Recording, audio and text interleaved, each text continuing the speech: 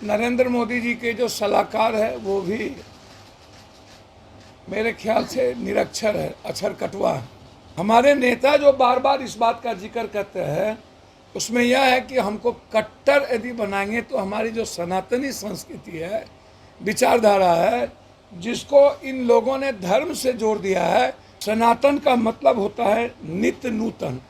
नित्य नूतन का मतलब हर दिन के जो रोज रूटीन जो होता है, जीवन जीने की शैली, जीवन जीने की पद्धति, चाहे वो राम वाले हों, कृष्ण वाले हों, रहीम वाले हों, नानक वाले हों, कबीर वाले हों, अल्लाह वाले हों, बौद्ध वाले हों, हर आदमी सनातनी है। जो देश दुनिया में आगे है उसमें धर्म ईश्वर को न मानने वालों की संख्या 20%, जो दुनिया में सबसे आगे है वहाँ धर्म और ईश्वर को नहीं माना जाता है। बीजेपी से पूछना चाहेंगे, सनातन का मतलब है सर्वधर्म संभव, वसुधैव कुटुंबकम, सार्वभौमिकता। सनातनी विचारधारा और सामाजिक न्याय दोनों इक्वल जस्टिस है हर व्यक्ति के लिए। क्या सामाजिक न्याय का पता बीजेपी को है? पहला सवाल है मेरा, ये देश भर में लगातार सनातन को लेकर के, और नरेंद्र मोदी जी भी जिस तरीके से हर चीज़ों में राजनीति और सियासत ढूंढते हैं, पहले उनको किताब पढ़ने की ज़रूरत है। नरेंद्र मोदी जी के जो सलाहकार है वो भी मेरे ख्याल से निरक्षर है, अक्षर कटवा है। उनके सलाहकार बौद्धिक नहीं हैं, विद्वान नहीं हैं, और उन्होंने देश की सनातनी संस्कृति के बारे में कुछ जाना ही नहीं। अब मेरा सवाल इसमें यह है, सनातन का मतलब होता है नित्य नूतन।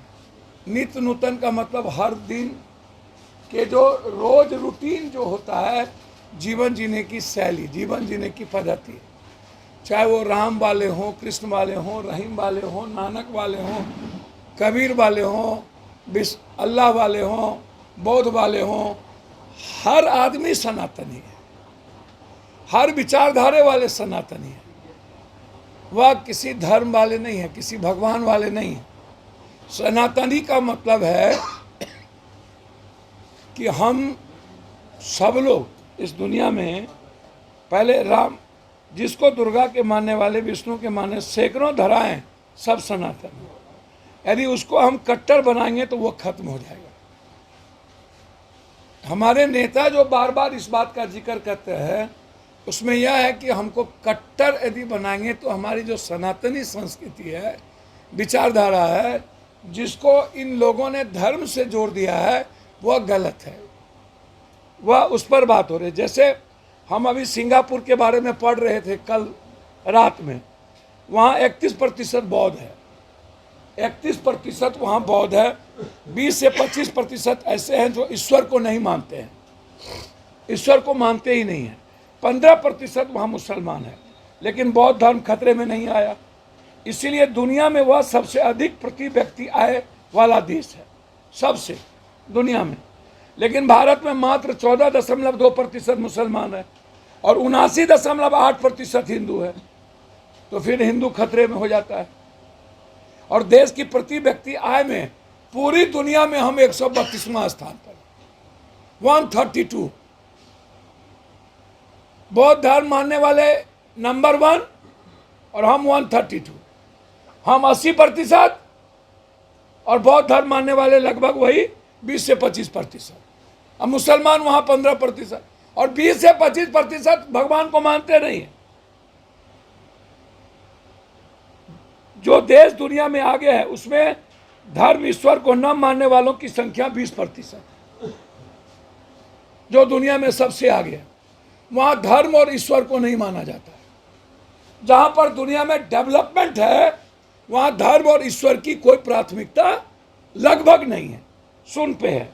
29% लोग अमेरिका में किसी धर्म को नहीं मानते, किसी धर्म को।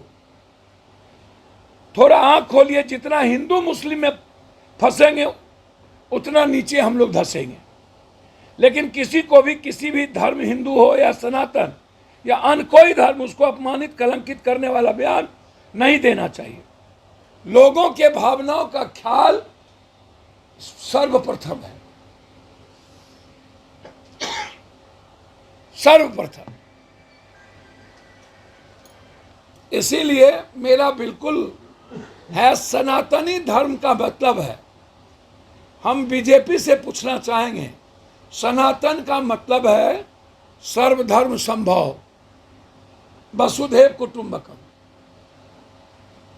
सार्वभौमिकता। सनातनी विचारधारा का मतलब है कोई भी जाति, धर्म, वर्ग, समाज, समूह की स्वतंत्रता पर कोई हमला ना हो, कोई गरीब ना रहे, गरीबी शब्द खत्म हो जाए, इकोनॉमी इक्वल हो, जिसको हम सामाजिक न्याय कहते हैं। सनातनी विचारधारा और सामाजिक न्याय दोनों इक्वल जस्टिस है हर व्यक्ति के लिए। क्या सामाजिक न्याय का पता बीजेपी को है? बीजेपी वाले कभी सामाजिक न्याय को जानने का प्रयास किए? लाइव बिहार यूट्यूब पर सब्सक्राइब और फेसबुक पर लाइक जरूर करें।